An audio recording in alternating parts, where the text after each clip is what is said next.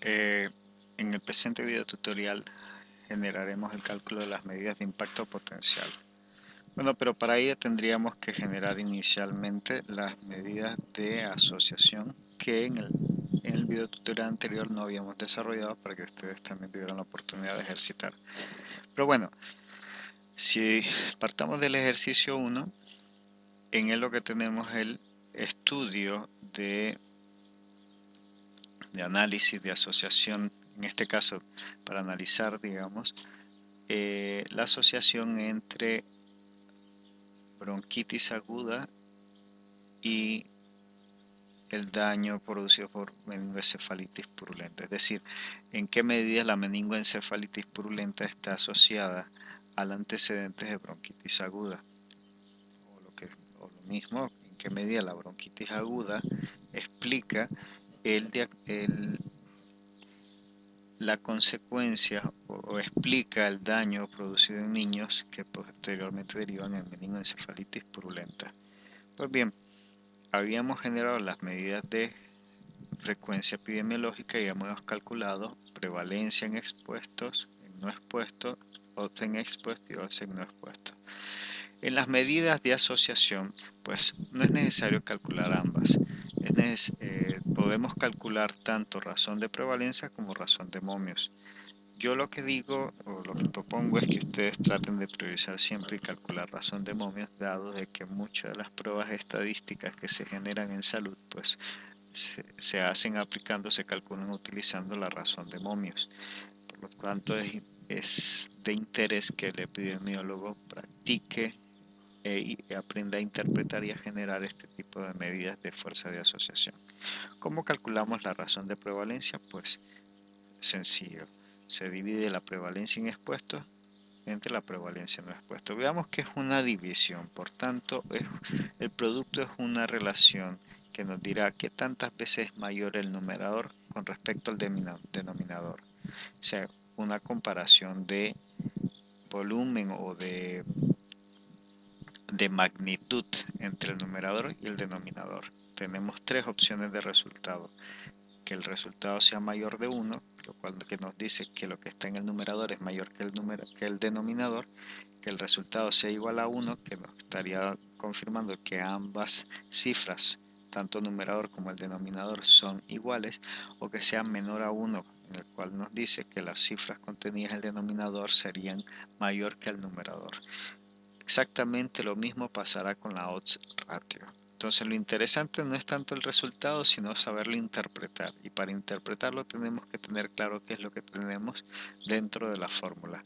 Calculemos la razón de prevalencia. Será igual a la prevalencia en expuestos entre la prevalencia en no expuestos.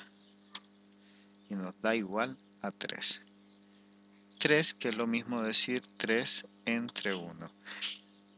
Lo cual nos facilita la interpretación de la relación entre los contenidos de la fórmula que dan como resultado la razón de prevalencia. ¿Qué es lo que nos dice? Bueno, recuerden que la prevalencia es un cálculo de probabilidad.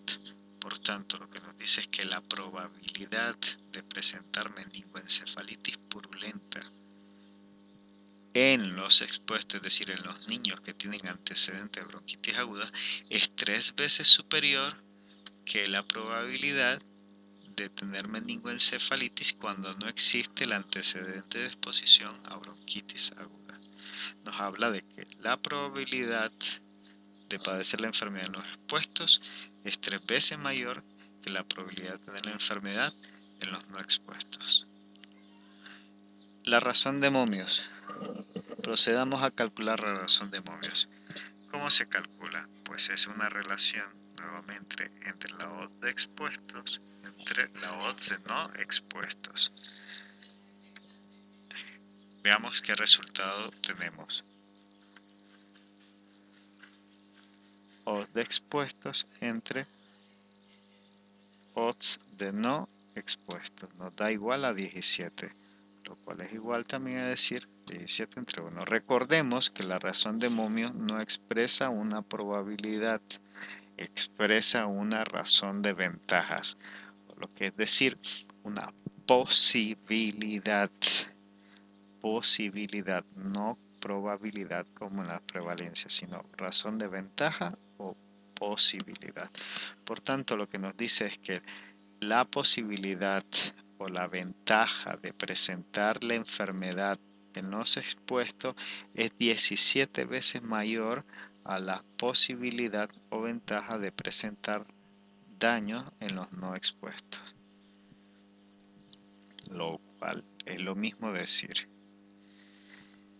en los expuestos la posibilidad de presentar meningoencefalitis aguda es 17 veces superior a la posibilidad de padecer la enfermedad en los no expuestos. Bueno, si esta es la razón de Momio, pues la razón del momio nos permite algo muy interesante, que es calcular la fracción etiológica en expuestos como medida de impacto potencial. ¿Cómo se calcula la fracción etiológica en expuestos? Pues a partir de la fórmula razón de momios menos 1 entre razón de momios. Veamos. Esto es igual a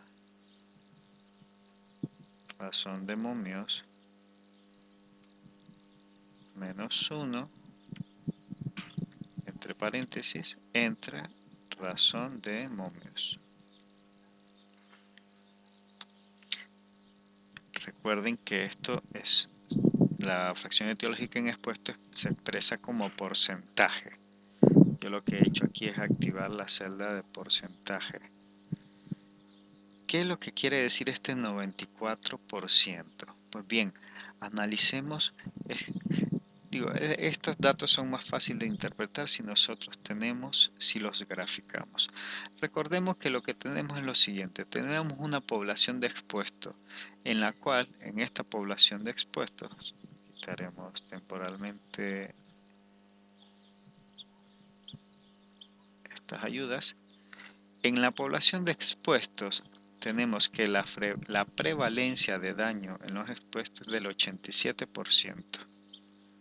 Eso lo hemos obtenido sacando la prevalencia de meningoencefalitis purulenta en los expuestos. Mientras que en los no expuestos la prevalencia del daño es del 28%, es decir, de cada 100 personas no expuestas o niños no expuestos, 28 padecen meningoencefalitis purulenta, mientras de cada 100 niños con antecedentes de bronquitis aguda, hasta el 87% tienen el diagnóstico de meningoencefalitis purulenta. ¿A qué hace referencia la fracción etiológica en expuestos? Pues bien, analicemos. Si yo generara una intervención sobre la exposición, es decir, sobre la bronquitis aguda, y generara un programa muy potente para hacer un diagnóstico oportuno y un tratamiento eficaz de bronquitis aguda, yo esperaría que en los expuestos el daño se redujera desde este nivel que tiene actualmente a una expresión o a un nivel de daño similar al que tienen en este momento los no expuestos. Es decir, yo digo que esto que tengo entre estas dos líneas es el exceso de morbilidad o el exceso de daño que se explica por la exposición. Si yo no tuviera antecedentes de exposición, yo esperaría que los expuestos se hubieran enfermado a la misma frecuencia con que se están enfermando actualmente los no expuestos.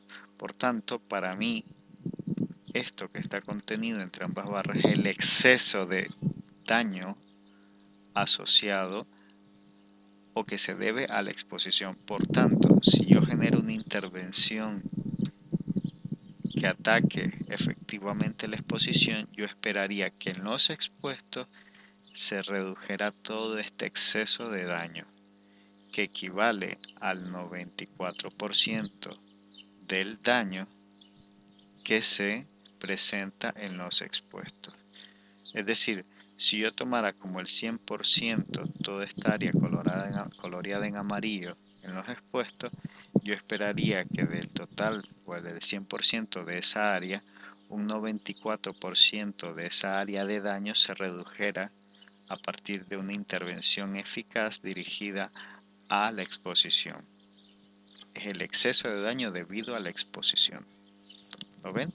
Entonces, de eso es lo que me hablan las medidas de impacto potencial. Es cuánto daño podría evitar yo si interviniera adecuadamente la exposición.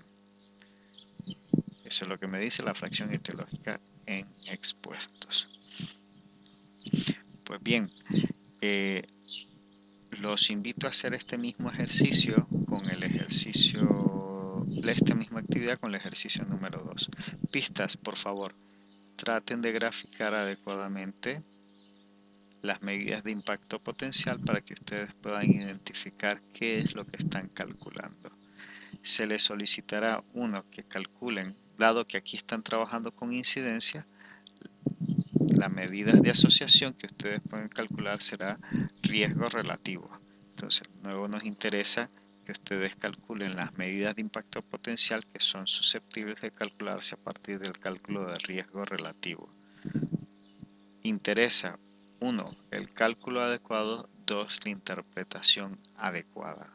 No nos vale solamente aquí hacer cálculos numéricos, nos interesa como buenos epidemiólogos además interpretar adecuadamente el dato.